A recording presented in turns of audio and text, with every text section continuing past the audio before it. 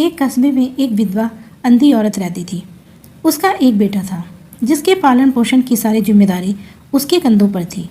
वह अपने बेटे को पढ़ा लिखाकर एक बहुत बड़ा आदमी बनाना चाहती थी, इसलिए उसने उसका दाखिला कस्बे के सबसे अच्छे स्कूल में किया। वह दिन रात मेहनत करती ताकि बेटे की स्कूल की फीस दे सके। लड़के के स्कूल के बच्चे उसकी माँ के बारे में जानते थे। वह उसे अंधी का बेटा कहकर चिढ़ाते थे। लड़का इससे बहुत परेशान था। उसे अपनी माँ पर शर्म आने लगी थी।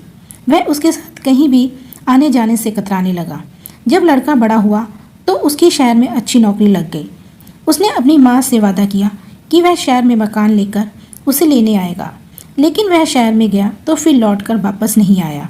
उसकी अंधी माँ उसका इंतजार करती रह गई। कई महीने बीत गए, लड़के की कोई खबर नहीं आई। अंधी माँ से रहा नहीं गया। एक दिन वह बेटे से मिलने शहर पहुंची। पूछते पूछते वह बेटे के ऑफिस पहुंची। वहां सिक्योरिटी गार्ड ने उसे रोका।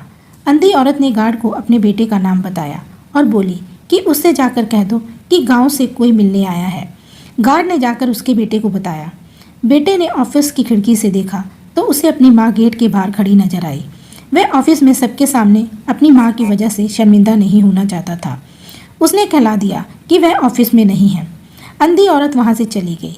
शाम को वह लड़का ऑफिस से घर जाने के लिए निकला। रास्ते में एक जगह काफ़ी भीड़ जमा थी। वह अपनी गाड़ी को रोककर भीड़ के पास पहुंचा और बीच सड़क में अपनी माँ को मरा पाया।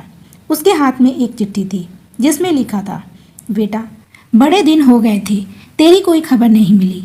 चिंता हो रही थी, इसलिए तुझसे मिलने चली आई। तू तो अब बड़ा आदमी बन गया है। तुझसे मिलना अब शायद मुझ गरीब की किस्मत में नहीं, लेकिन मैं बहुत खुश हूँ तेरे लिए। तू अपना नहीं, मेरा सपना भी पूरा किया। मलाल है कि तेरी तरक्की देख नहीं सकी। काश बचपन में तेरी आंखों में सरिया ना घुसा होता और मुझे तुझे अपनी आंखें ना देनी पड़ी होती, तो तेरी तरक्की अपनी आंखों से देखकर सुकून से मरती। तेरी अंधी माँ। यह पढ़कर लड़का फूट फूट कर रोने लगा।